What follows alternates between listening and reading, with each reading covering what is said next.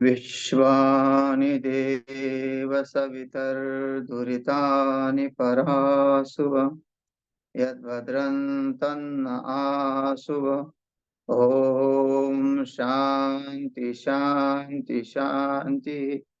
वसुदेवसुतं देवं कंसचाणूर्यमर्दनं देवकी परमानंदं कृष्णं वंदे जगद्गुरुं।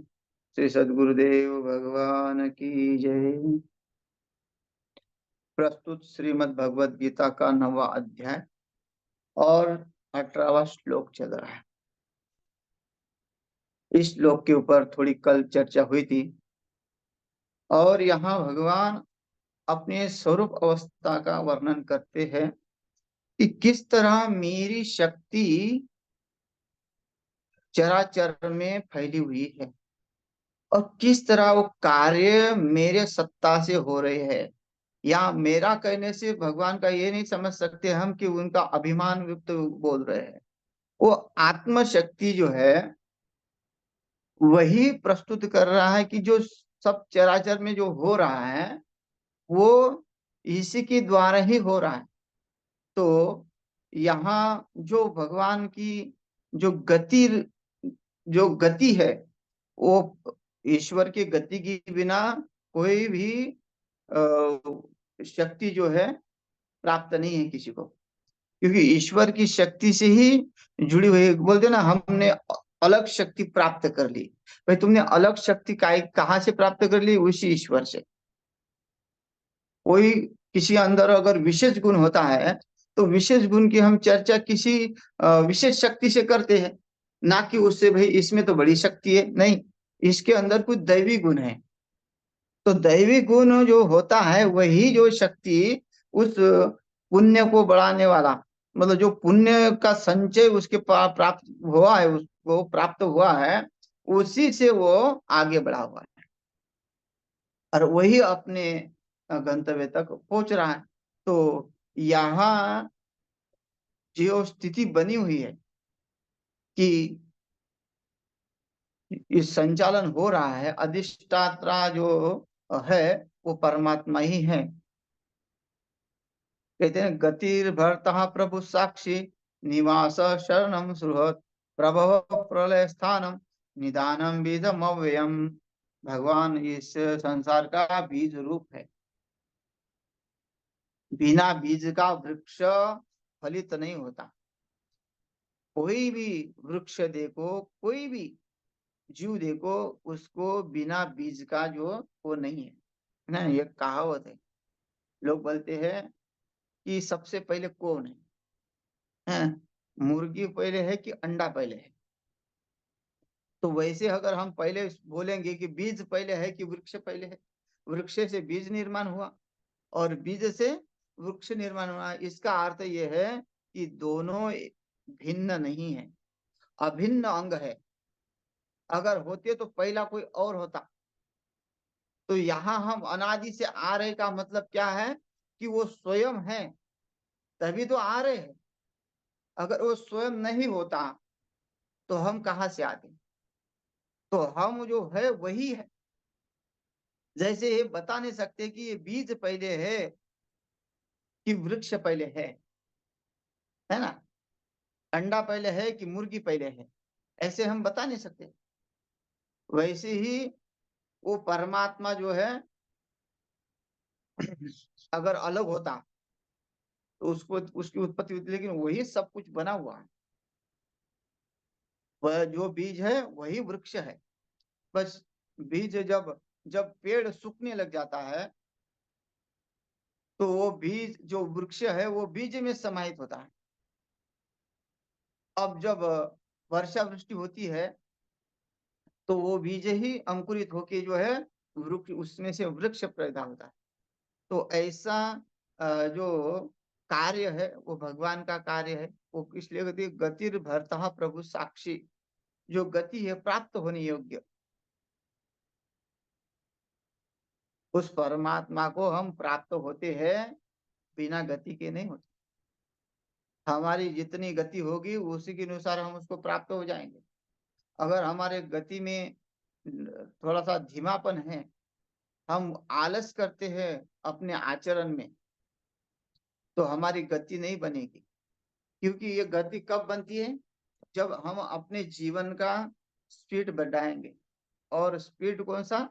जो यम नियम आसन प्राणायाम ध्यान धारणा समाधि, क्षम दम तितिक्षा उपरति श्रद्धा समाधान, ये सब जो है हम आत्मसात करके इसके ऊपर गौर नहीं करते। केवल सुनने से नहीं होगा कि भाई हाँ यम नियम, ये तो सबके, ये तो अब तो सब लोगों के कंठस्थ हो गया है। योग जब से प्रचलित हुआ है पूर्ण रूप से, रामदेव बाबा जी ने जो है योग का कार्य किया, और भी जो मुंगेर में सत्यानंद जी स्वामी जी है, उन्होंने योग के ऊपर बहुत कार्य किया। तो वे जो है उन्होंने काफी योग का प्रचार किया, फैलाया। क्रिया योग वाले जो है, और ऋषि दयानंद स्वामी जी है, उनके माध्यम से ये योग का काफी प्रचार हुआ है। तो ये सब बातें सबके ध्यान में है। गृहस्थ जीवन में भी अच्छे अच्छे योगाचार्य बने हुए हैं, और वो ये योगाचार्य जब आचार्य होता है तो यम नियम प्राणायाम आसन ध्यान धारणा प्रत्याहार ध्यान धारणा समाधि, इसका भी, इसकी पढ़ाई पूर्ण होती है कि यम क्या है, नियम क्या है, ध्यान क्या है, धारणा क्या है। ये सब जो है उस शास्त्रों की पढ़ाई उनकी होती है। लेकिन फिर भी वो आचरण में नहीं है। मैं जहाँ ऋषिकेश में कमरा लेके आश्रम में रहता था, ऋषिकेश में किराए से, उसी के ऊपर जो योगाचार्य थे, अब क्या बताएं उनके बारे में। वो मतलब सब कुछ खाते पीते थे, मांस अंडा शराब जो भी है। और उसने योगाचार्य की डिग्री प्राप्त की। बाद में उसको निकाल दिया गया, पता नहीं था कि ऐसा करता है करके। तो ऐसी ऐसी जो जो ज्ञान तो है, लेकिन उसकी जो गति नहीं है, उस परमात्मा की तरफ जो गति होती है वो नहीं है। वैराग्य होना ये साधारण बात नहीं। जिसके अंदर दृढ़ वैराग्य है, जिसने इस संसार को जो वमन के जैसा त्याग दिया, जैसे उल्टी होने के बाद मनुष्य उसकी तरफ देखता नहीं है, दोबारा उसको स्पर्श नहीं करता, वैसे ही जब दृढ़ वैराग्य होता है तो इस संसार को भी वो मुड़ के नहीं देखता। उस परमात्मा की तरफ गति बन जाती है उसकी, और उसी अनुसार वो उसको प्राप्त होता है। संसार का प्रलोभन उसको कितने भी दो, वो उस संसार में नहीं डूबता। प्रहलाद जी को कितना भय दिखाया, कितना समझाया कि बेटा ये साम्राज्य तुम्हें चलाना है, तुम इसके अधिपति हो, एक में जो है इस गद्दी के मालिक हो, तुम अच्छा सा पढ़ाई करो और असुरों का नाम रोशन करो। तुम्हारे सामने ये जो धरती का ही खाली सुख नहीं है, स्वर्ग आदि भी का सुख तुमको प्राप्त है। मैंने स्वर्ग के पर ऊपर भी विजय प्राप्त कर ली है, तुम्हारे लिए बहुत सारा धन कमा के रखा है, क्यों तुम मेरे प्रतिकूल चलते हो? लेकिन जिसकी गति बनी हुई है परमात्मा की तरफ, उसको उस संसार के पदार्थों से कोई लेना देना नहीं। प्रहलाद जी ने कहा कि पिताजी, आपकी गति जो है ना अलग दिशा में और व्यर्थ जा रही है। अरे जो अनंत आनंद का राशि है, जो अनंत जीवों को सुख देने वाला है, आप तो केवल मुझे और इस असुर को ही सुख दे सकते हैं। आपके पास वो धारणा है कि सर्वे भवन्तु सुखिनः सर्वे सन्तु निरामय सर्वे भद्राणि पश्यन्तु मा कश्चित् दुःख भाग् भवेत्। ऐसी धारणा आपकी बनी हुई है। जब आपकी धारणा केवल सीमित है और वो परमात्मा असीमित है, परमात्मा का कोई सीमा नहीं है, उसके आनंद की कोई सीमा नहीं है, इसलिए वही पूर्ण रूप से आनंद देने वाला है, वही पूर्ण है। इसलिए पूर्णमदः पूर्णमिदं पूर्णात् पूर्णमुदच्यते, वो पूर्ण से पूर्ण है, इसके सिवा और दूसरा कोई नहीं। फिर भी उस मूड को समझता नहीं, क्योंकि संसार की तरफ वृत्ति है, संसार के भोगों में वृत्ति है, संसार की जो है पदार्थों से घिरा हुआ है। और वो जो संसार के पदार्थों से कट्टर घेरा हुआ रहता है, वो भक्तों का शत्रु होता है। वो किसी महात्मा को नहीं मानता, किसी धर्म को नहीं मानता, केवल अपनी पूर्ति के लिए वो उनसे जो है बैर कर बैठा है। है ना। भगवान से दुर्योधन ने भी बैर किया, क्यों? संसार के पदार्थों के लिए।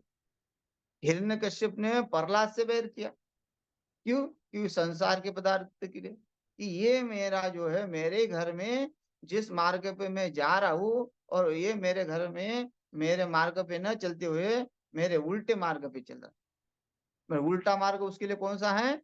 जो परमात्मा का मार्ग।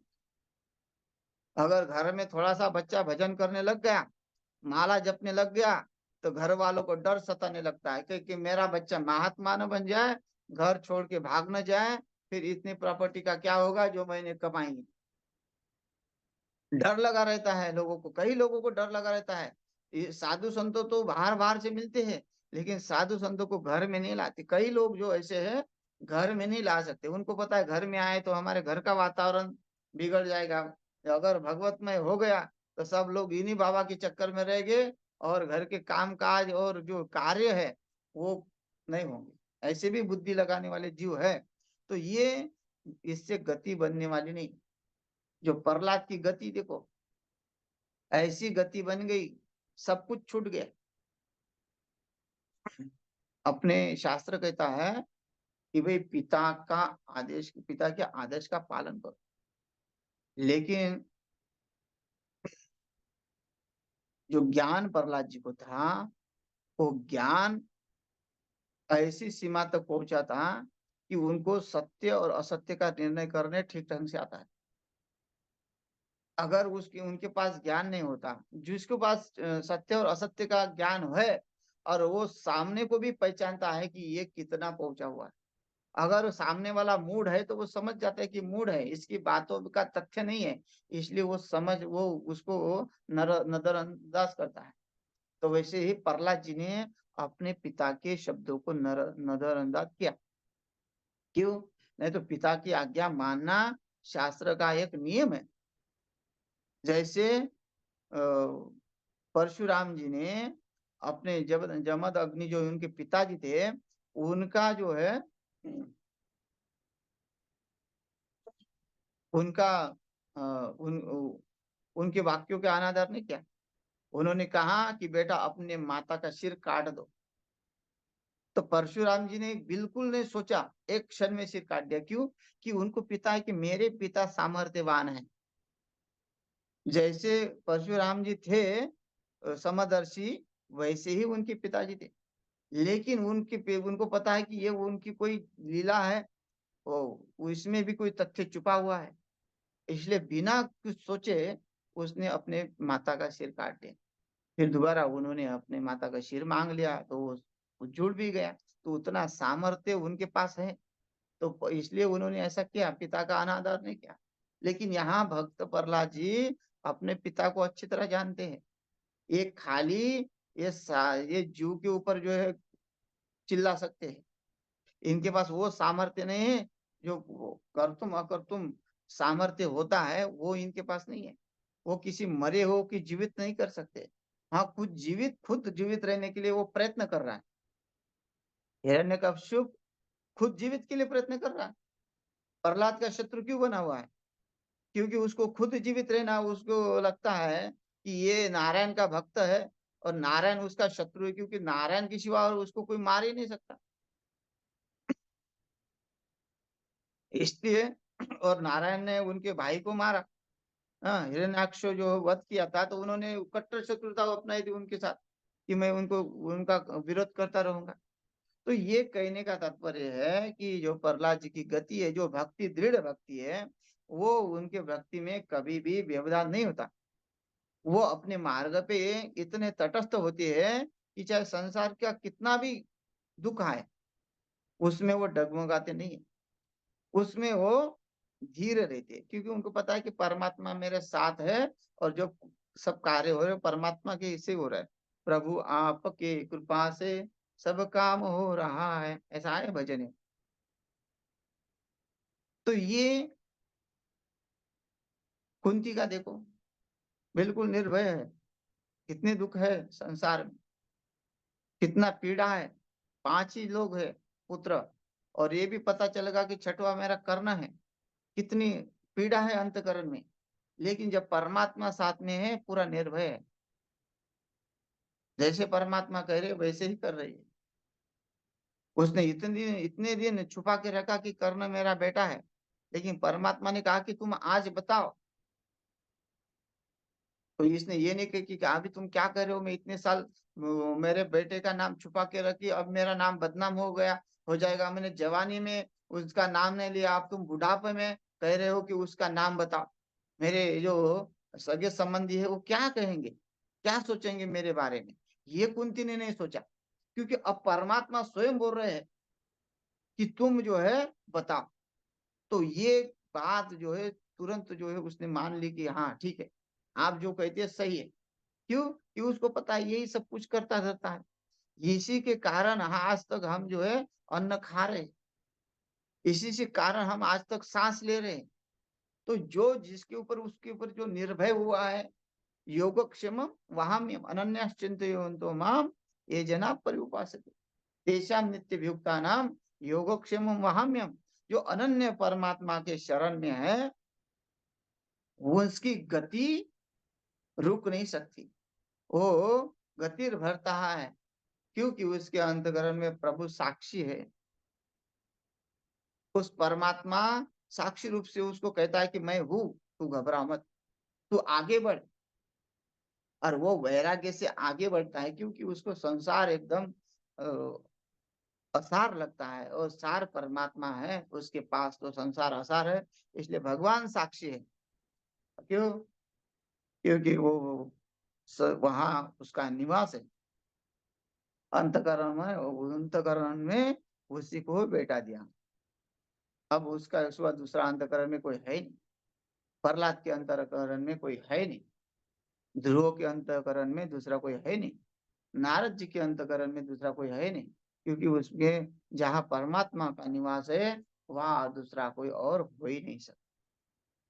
संसार में उसका निवास पता चल गया, उसका निवास कहाँ है, तो हमारी गति बन जाती है। हमने अगर उसको पहचाना नहीं, उसके निवास को केवल मंदिरों में ही देखते रहे, मंदिर में गए तो उसका निवास है, बाहर निकले तो जगत है, ऐसा जो बुद्धि वाला है तो उसकी गति नहीं बन पाए, उसकी गति बहुत धीमी है। लेकिन जिसने ईश्वर का साक्षात्कार हर जीव में किया हुआ है, और अनन्य भाव से वो उसमें उसकी शरणागति है, समर्पण है, हर सेवा में उसका समर्पण है, तो वो कहते हैं कि शरणम सुहृत, उसका जो निवास है, जहां जहां उसका निवास है मैं उसको प्रणाम करता हूँ। सुहृत का था सुहृत, क्योंकि उसके जो है उपकार है, प्रति उपकार करने वाला है। भगवान मोक्ष देने वाला है। प्रति उपकार का अर्थ यह है कि पुतना जो है भगवान को जहर देने आई थी, विष पिलाने, और सुंदर रूप धारण करके आई। यशोदा मैया को कहती है कि मैं तेरी बहन हूँ, बड़े दूर से आई हूँ, देखो कपट करने आई, अपने स्थानों में बहुत भयंकर जहरीला विष जो है लगा के आई, और भगवान को देख रही है। भगवान भी जो है उसको पहले देखते नहीं, आंखें बंद कर लेते, बोलते हैं कि वो शिव जी का ध्यान करे, उसमें भी बहुत सारी कथाएं हैं। लेकिन जब भगवान ने उसको स्वीकार किया, उसका स्तनपान भी किया, उसका जो है वो शत्रु बन के आई थी, लेकिन भगवान ने उसको सायुज्यता मुक्ति दी, जो जीव ब्रह्म के वाली मुक्ति है ना। सलोकता, समीपता, स्वरूपता, सायुज्यता, ये चौथी मुक्ति मानते हैं। ऐसे वेदांतों में तो ये मुक्ति का वर्णन नहीं है, जो द्वैत मत में जो है इसका वर्णन आता है। तो ये वो सायुज्यता मुक्ति उसको प्राप्त हुई, इसलिए कहते प्रत्युपकार। कौन सा की जो गति हुई, कौन सा का जो भी भगवान के हाथ से मरा, वो कभी यमलोक नहीं गया। हिरण्याक्ष हो, हिरण्यकश्यप हो, रावण हो, जो भी भगवान के हाथ से मरे हैं, जिन्होंने जिन्होंने भगवान ने जिनको जिनको मारा है, वो जो है मोक्षों को प्राप्त हो गए। लेकिन भगवान के प्रति उनका कितना जलन था, वो कितने भगवान को जलते थे, भगवान का तिरस्कार करते थे, भगवान की निंदा करते थे, लेकिन भगवान ने उनको फिर भी मुक्ति दी। इसलिए भगवान कैसे है? परोपकारी है। प्रत्युपकार, प्रत्युपकार मतलब जो उपकार नहीं करता है, जो निंदा करता है, उसके ऊपर भी वो उपकार करते हैं। इसलिए इसलिए सुहृद का अर्थ है क्या? सुहृद का अर्थ इन्होंने उपकार भी क्या? सुहृद का अर्थ होता है कि हमें आनंद देने वाले, या हमें जो है हमारा जो है ख्याल रखने में, है ना? योगक्षेम वहाम्यम, सुहृद का अर्थ यही है कि योगक्षेम वहाम्यम, उसके चरण में रहने से सुहृद, वो हमारा हित करना, अच्छी तरह हित करता है, हित जानता है, इसलिए हमको भटकने नहीं देता, हमें वैराग्य से टूटने नहीं देता कि मार्ग भटक जाए। देखते हैं, है ना, जहाँ राका वाका जो है जंगल में लकड़ी काटने जाते हैं, और उनके पास कुछ भी धन नहीं है, केवल वो अपना उदर निर्वाह वो लकड़ी ढोके ही करते हैं। नामदेव महाराज कहते हैं कि प्रभु इनको कुछ दीजिए, आपके परम भक्त है, कभी इनके अंदर बेईमानी नहीं, छल कपट नहीं, किसी तरह का कुछ दुर्व्यवहार नहीं किसी के साथ, बड़े ईमानदारी से आपका सतत नित्य निरंतर भजन करते रहते हैं, आपका स्मरण करते रहते हो, कार्य करते रहते। भगवान ने कहा कि दे तो दू, लेकिन ले तब ना। और भगवान ने खुद जाके वन में लकड़ी काटी, लकड़ी का इकट्ठा करके ढीग लगा दिया। जब आ गए तो उसने कहा, अरे कोई लकड़हारा हमसे पहले आके काट के चला गया, अब हमारे लकड़ नहीं है तो जैसे प्रभु की इच्छा, आज हम भूखे सोएंगे। लेकिन वैराग्य नहीं टूटा, बेईमानी नहीं आई अंदर कि किसी ने लकड़ी काट कर रखी है तो यही लेके चलते हैं और बेच देते, नहीं। दृढ़ वैराग्य, चाहे कैसा भी हो, वो उसका वैराग्य टूटा नहीं। दोबारा भगवान ने सोने के छिक्के जो है रास्ते पे बिछा दिए, लेकिन उसके ऊपर भी मिट्टी डाली, बोलते ये हमारे काम के नहीं है, जो हमारा नहीं है वो हमारे काम का नहीं है। जो जो मेहनत से मिले, जो कर्म सत्कर्म से मिले, वही हमारा। तो उनके अंदर जो वैराग्य था, वो वैराग्य उनका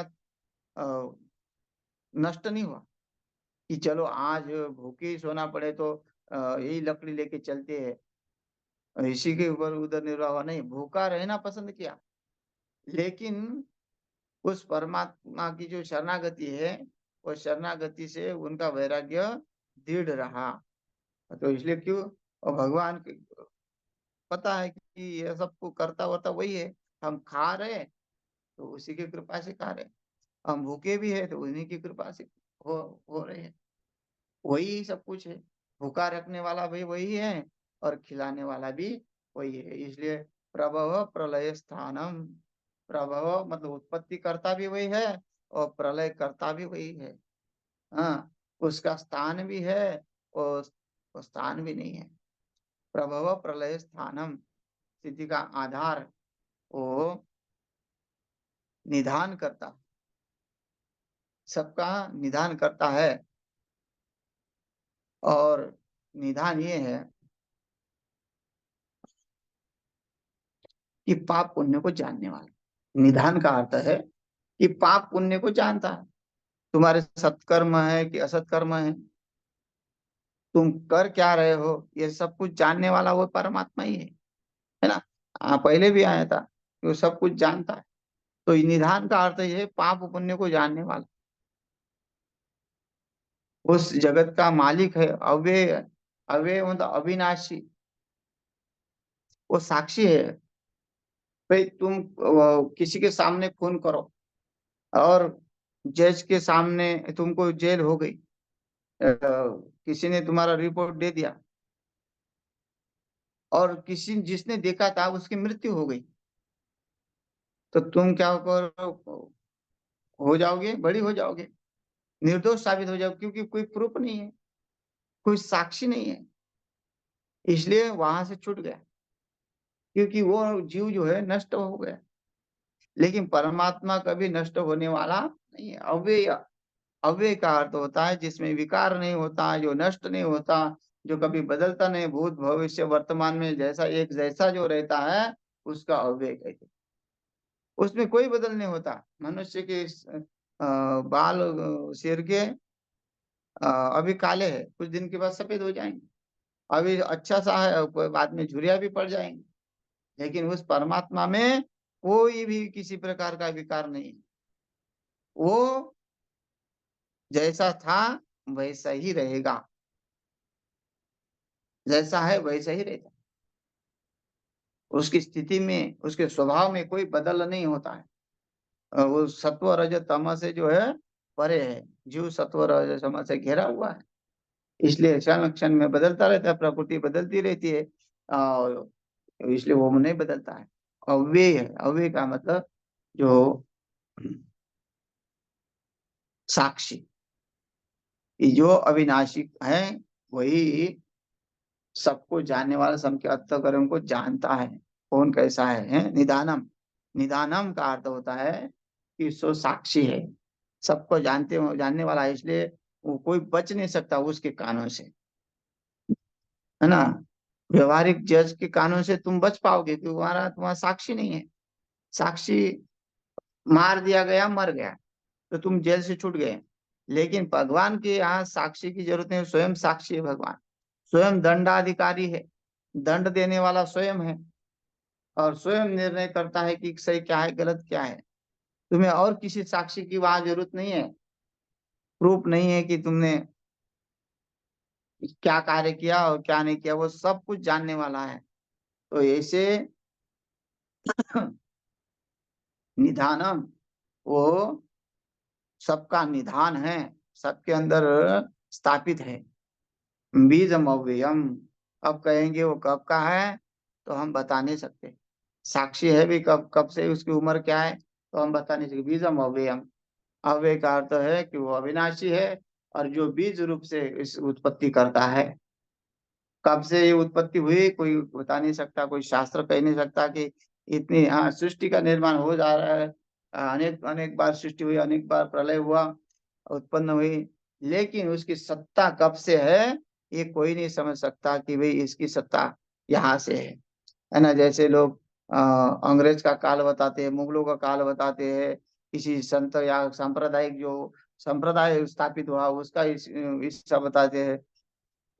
हाँ, यीशु यीशु कब हुआ उसका हिस्सा बनाते हैं।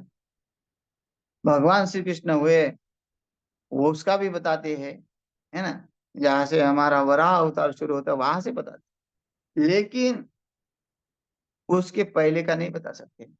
उसके पहले नहीं था क्या? उसके पहले भी है। फिर भी हम वहां तक ही हमारी सीमा है, लेकिन वो सब कुछ जानने वाला है। तो ऐसा गति भरता प्रभु साक्षी निवास शरणम सुहत प्रभव प्रलय स्थानम निधानम मजमव्यम। वो सबका साक्षी, सबके हृदय में निवास और शरणागत वत्सल है, और सबके ऊपर सुरत मतलब प्रेम करने वाला है, सबको आनंद देने वाला है, और उत्पन्न करने वाला है, प्रलय करने वाला है। स्थान एक स्थान में है और अलग जाता है ना। वो एक स्थान में है, और इसका चल अचल कोई जाना आना नहीं है, और सबका एक जगह पे बैठ के सबके ऊपर नियंत्रण करने वाला है, निधानम, निधान करने वाला है। और वो अविनाशी है, वो सबका साक्षी अविनाशी है। और हम ही उससे उत्पन्न हुए, क्योंकि वो हमारा बीज है। हमारा बीज मतलब बीज से हम सब उत्पन्न हुए। तो ये वो हमारा जो है उत्पत्ति करता, बीज का मतलब है वो हमारा उत्पत्ति करता है। और हमारा उत्पत्ति करता जो होता है, तो हमारा कर्तव्य होता है कि उसी के अनुकूल चले, उसी के अनुसार हमारा आचरण हम रखें। तो ये श्लोक कल भी कहा था, और आज भी इसके ऊपर चर्चा हुई है। और बस इसके ऊपर इतनी ही चर्चा करते हैं। कल अगला श्लोक के ऊपर चर्चा करेंगे। समय हो गया है। हरि ओम तत्सत।